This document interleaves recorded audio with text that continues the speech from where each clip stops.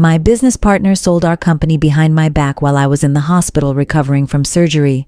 I found out from a text message, not a call, a text sent to a group chat with our accountant and our lawyer, like I was some vendor who needed a status update instead of the woman who'd co-founded the company 12 years ago. Exciting news signed with Bramwell Group this morning. Details to follow. My name is Cassandra Ruiz. I was 40 years old, lying in a hospital bed with a fresh incision across my abdomen after an emergency surgery that had nearly killed me, and I was reading a text message telling me my life's work had just been sold out from under me. I built Ruiz and Doyle Consulting with my college roommate Grant Doyle in a rented office above a laundromat when we were both 28.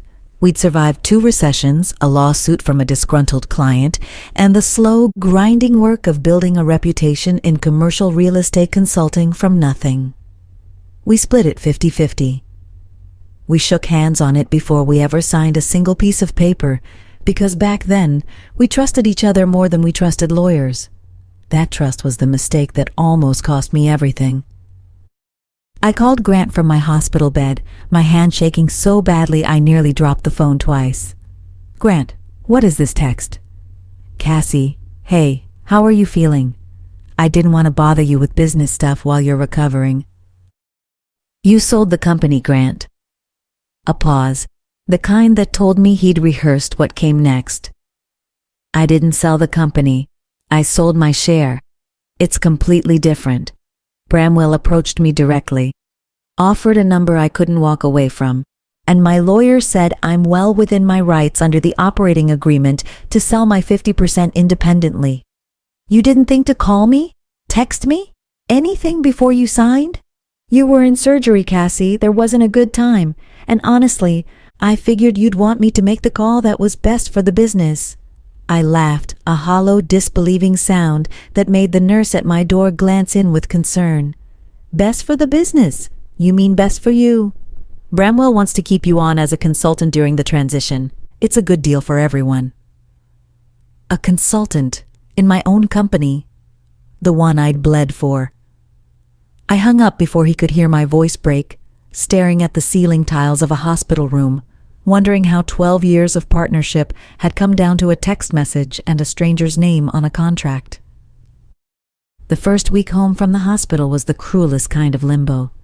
I was too weak to fight and too furious to rest. Bramwell Group sent over a transition team, 3 sharply dressed strangers who moved into my office and started asking our staff questions about client relationships like they already owned everything, because legally, half of it they did. My assistant Delia, who'd been with me for 8 years, called me in tears one afternoon.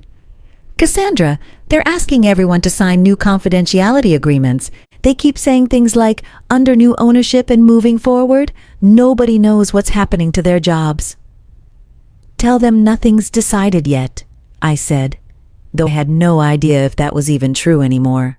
I sat at my kitchen table that night, still moving carefully because of the incision, and pulled out the original operating agreement Grant and I had signed 11 years ago, back when we'd finally gotten a lawyer involved after 3 years of handshake deals. I read every clause with the kind of attention I hadn't given it since the day we signed it. There it was, buried in a section neither of us had ever paid much attention to, a right of first refusal clause. Before either partner could sell their shares to an outside party, they were required to offer those shares to the other partner first, at the same terms, with a 30-day window to match the offer. Grant hadn't offered me anything. He'd gone straight to Bramwell. I called our lawyer the company's lawyer, a man named Oscar Fenimore, who I was starting to suspect had known about this deal longer than he'd let on. "Oscar, did you know about the right of first refusal clause before this deal closed?" A long pause. Too long. "Cassandra, I represent the company, not you individually. I have to be careful about what I..." "Did you know?" "Yes, I flagged it to Grant. He said he'd handle notifying you." "He never notified me of anything, Oscar. I found out from a group text while I was in a hospital bed." The silence on the line told me everything. Oscar had let this happen, or at least looked the other way while it did, because Grant was the one signing his invoices for the last several years, while I focused on client relationships instead of the firm's internal politics. I hired my own lawyer the next morning. Priya Nakamura, the same sharp, relentless attorney a friend from a networking group had once used against her own employer years back, and whose name had stuck with me ever since, as someone who didn't blink at powerful men who thought they'd covered their tracks. I told her everything: the text message, the operating agreement clause, the transition team already moving furniture around my office. She read through the operating agreement twice before she looked up at me. "Cassandra, this is about as clean a breach as I've seen. He had a contractual obligation to offer you the shares first, at the same terms Bramwell offered. He didn't. That's not just a business dispute, that's a breach of fiduciary duty and a violation of the shareholder agreement. Can we undo the sale?" "We can absolutely try. But first, I want to know something. Do you have the financial capacity to match Bramwell's offer, if it comes to that?" I didn't know the number yet. Nobody had told me what Grant sold his half for. It took 2 weeks of formal document requests before Oscar, sweating through every phone call now, finally handed over the sale terms.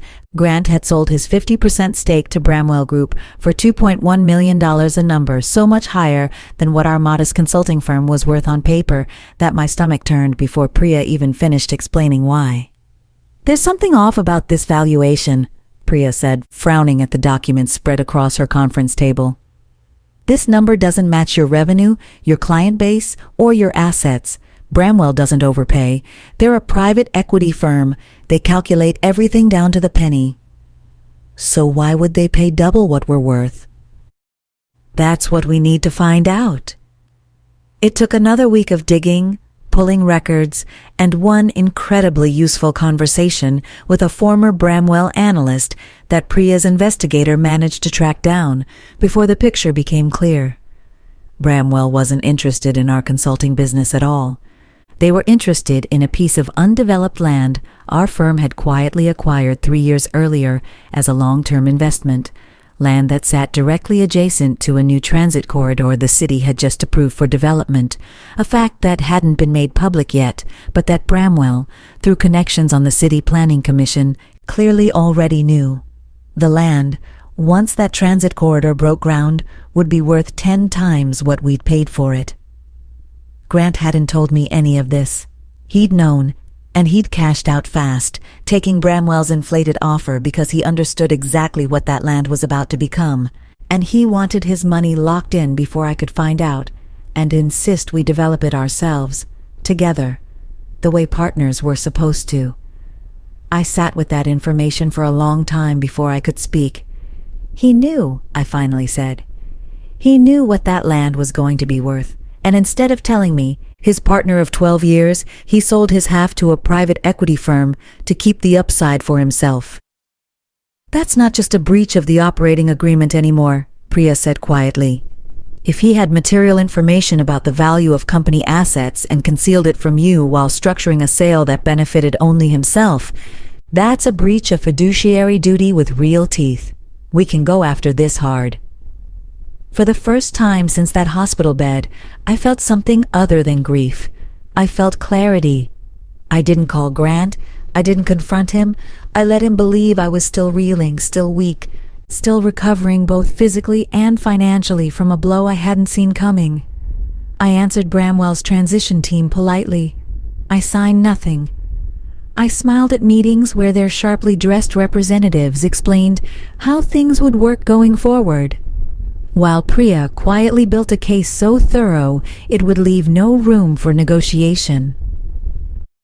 We found the email trail Grant had been careless enough to leave behind messages with a friend on the City Planning Commission dating back 4 months, well before the surgery, well before the text message, discussing the transit corridor approval timeline in language that made it clear he'd known this was coming and had been waiting for the right moment to move.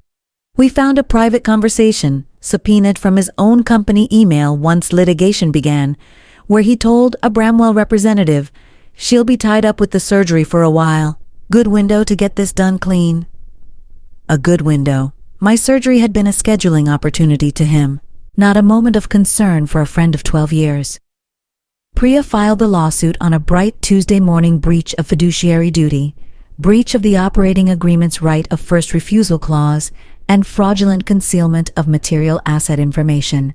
It named both Grant and, more surprisingly to everyone but Priya, Bramwell Group itself, for knowingly structuring a deal around information they had no legal right to have accessed through their planning commission contact.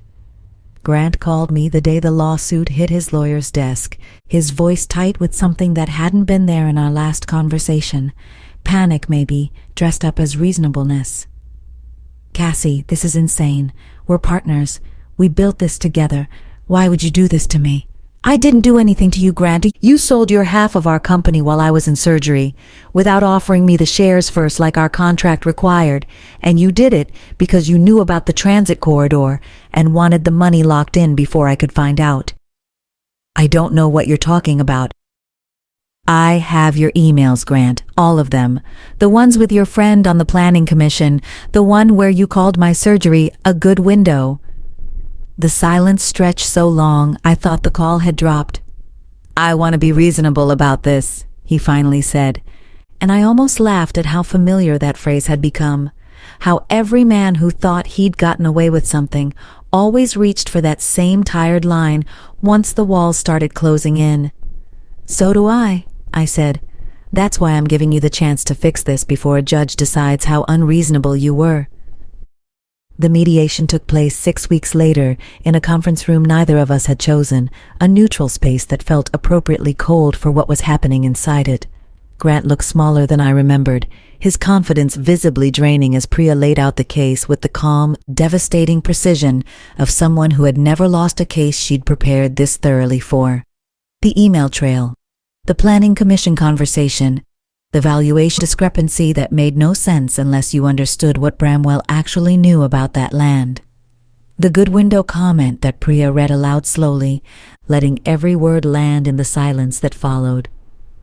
Bramwell's own lawyers, sensing the exposure their own company now faced for structuring a deal around insider planning commission information, pushed hard for a settlement before this ever reached a courtroom and a public docket. We settled that day. The sale was unwound. I retained my rightful right of first refusal, and with financing Priya helped me arrange, I purchased Grant's shares myself at the original fair valuation, not the inflated number built on secrets. The land and everything it was about to become stayed with the company I had built.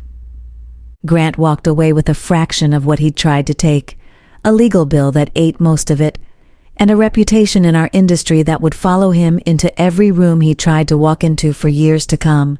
I didn't gloat. I didn't call to rub it in. I let the settlement documents speak for themselves, the same way his text message once had. 6 months later, the transit corridor broke ground. The land value tripled almost overnight, exactly as the quiet Bramwell conversations had predicted it would. I used the proceeds to expand Ruiz Consulting, dropping the Doyle from the name not out of spite, but because it simply wasn't true anymore. Delia stayed on, now running operations for a company twice the size it had been. I hired a new junior partner eventually, a sharp, honest woman named Teresa, who reminded me, in the best way, of who I used to be before I learned that trust needed paperwork behind it, not just handshakes and history. I think about that hospital bed sometimes, how close I came to losing everything while unconscious under anesthesia, how easily a text message nearly erased 12 years of my life. But I think more often about the clarity that came after, the quiet, patient work of finding the truth and letting it do what truth always eventually does. I run my company now with contracts that account for every possibility, not because I stopped trusting people, but because I finally understood that real trust and good paperwork were never actually opposites. The land where the transit corridor now stands has a small consulting office at its edge, my company's newest location. Built on ground someone once tried to take from me. While I couldn't even stand on my own 2 feet, I stand on it just fine now.